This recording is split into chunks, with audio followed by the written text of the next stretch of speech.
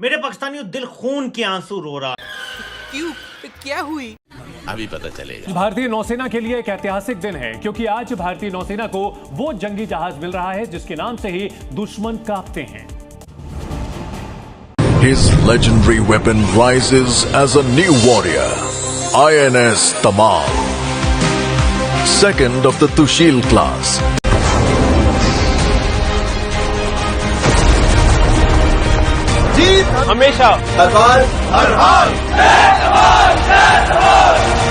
Indian navy جو ہے وہ ایک اسٹیلتھ جو فریگیٹ ہے جس کا نام INS تمل ہے، اس کو آج انہوں نے کمیشن کیا انڈین نیوی کے اندر. بھارت کی نظر ہے گلگت بلتستان پر، پاکستان آکیوپائیڈ کشمیر پر، اور اس کا وہ برملا اظہار بھی کر چکا ہے. انڈیا اور اسرائیل مل کر پاکستان کے خلاف جنگ کی تیاری کر رہے ہیں.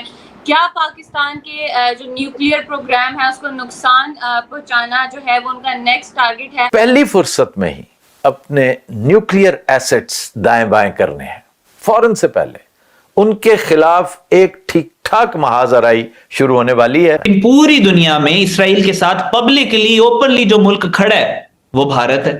سو یہ اپنے بہاف پہ خود ان کے بلنڈرز ہیں، مسلمانوں کی دشمنی میں، اسلام کی دشمنی میں. ایران میں 5000 کے قریب عراق اور موساد کے ایجنٹ موجود ہیں. تو آپ کے خیال سے پاکستان جس میں ہر انچ کے اوپر مختلف قسم کے ڈسپیوٹس ہیں، کہیں لسانی ہیں، کہیں مسلکی ہیں، کہیں جو ہے وہ مذہبی ہیں، تو آپ کے خیال سے یہاں راہ اور اس کے جو موساد کے نیٹ ورک ہے وہ یہاں مضبوط نہیں ہوئے؟ تو سب سے امپورٹنٹ ہمیں انٹیلیجنس شیئرنگ اور انٹرنلی پاکستان کو سیکیور کرنا ہوگا.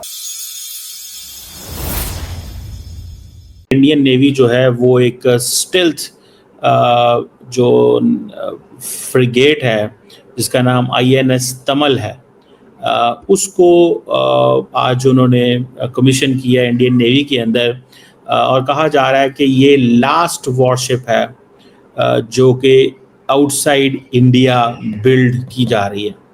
لاسٹ وارشپ اٹ مینس کہ وہ کہہ رہے ہیں کہ ساری وارشپ جو ہے وہ انڈیا کے اندر اب کی جائے گی. اور اس میں یہ بڑی امپورٹنٹ، اگر آپ دیکھیں اس کو، اس پوری کی پوری جو جسے کہتے ہیں نا اس ایکسرسائز کو آپ دیکھیں تو آپ کو پتہ یہ چلے گا کہ انڈیا جو ہے یہ تو ان کی ایک ویسٹرن نیول کمانڈ ہے. وہاں پہ ایک آفیسر ہیں وائس ایڈمرل سنجے سنگھ صاحب، جو کہ اس جتنی بھی سیریمنی ہو رہی ہے جس میں باقی انڈین اور رشین گورنمنٹ جو ہے اس کے لوگ مل کے اس کو کر رہے ہیں. اور اس کا نام تمل جو ہے کہا جا رہا ہے کہ یہ جو 8ویں شپ ہے ان the series of کریواک class frigates, جو کہ رشیا سے 2 ڈیکیڈز پہلے انہوں نے انڈکٹ کرنی شروع کی تھی. اور کہا یہ جا رہا ہے کہ یہ جو تمل ہے یہ دوسری شپ ہے تشیل کلاس کی، اور جن کو اب اپ گریڈ کیا گیا ہے. اور یہ جتنی بھی یہ تلور اینڈ ڈیک کلاسز جو ہیں ان کی بھی آئی تھنک 3 شپس انڈیا کے اندر موجود ہیں. انڈیا جو ہے وہ ایک اب گو کہ انڈین نیوی جو ہے اس کو لارجلی کبھی جنگ میں ایکٹیو نہیں ہوئی، نہ ہی پاکستانی نیوی، کیونکہ سچویشن اس طرح کی رہی ہے کہ زیادہ ایئر فورس اور آن گراؤنڈ چلتا ہے. اور بھی ریسنٹلی کیونکہ انڈیا کے ڈیفنس منسٹر نے کہا تھا کہ next time Indian navy will attack, تو وہ وہاں پہ انڈیا کے اندر اٹیک پاکستان پہ کرنا بڑی نارمل سی چیز ہے. اور اگر پاکستان یہ چیز کرے گا تو انڈیا اس کو کہے گا دیکھیں پاکستان کے منسٹر کیا باتیں کہہ رہے ہیں. لیکن انڈیا کے اندر اٹیک کرنا مطلب مسئلہ ہی کوئی نہیں ہے. It's so easy. وہاں پہ وہ کہیں گے ہم اس ڈیوائس پہ حملہ کریں گے، اس ڈیوائس سے حملہ کریں گے. آپ کو پہلی فرصت میں ہی اپنے نیوکلیئر ایسٹس دائیں بائیں کرنے ہیں. فوراً سے پہلے ان کے خلاف ایک ٹھیک ٹھاک محاذ آرائی شروع ہونے والی ہے، جن میں سے فزیکل اٹیمپٹ بھی شامل ہے. یعنی کوئی بعید نہیں کہ بنکر بسٹرز تک استعمال کیے جائیں. تو ایران نے تو بہت زیادہ گہرائی میں اپنا معاملہ رکھا ہوا تھا نا.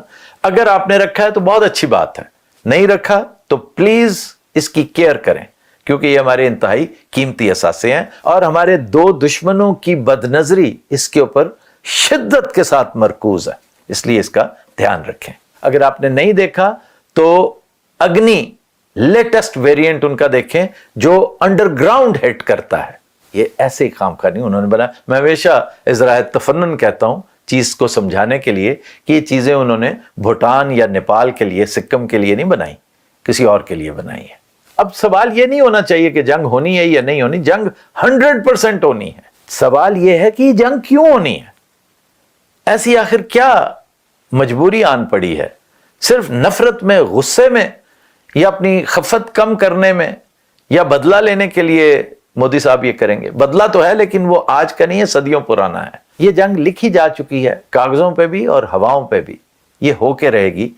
ہونی کیوں ہے؟ اس لیے ہونی ہے کہ بھارت کی نظر ہے گلگت بلتستان پر، پاکستان آکیوپائڈ کشمیر پر، اور اس کا وہ برملا اظہار بھی کر چکا ہے. ان کا وزیر دفاع راجناتھ یہ کہہ چکا ہے، امت شاہ یہ کہہ چکا ہے، یہی بات اجیت دول نے بھی کہہ رکھی ہے. تو یہ So these guys didn't have any YouTube videos, YouTube channels, they didn't have a social media following.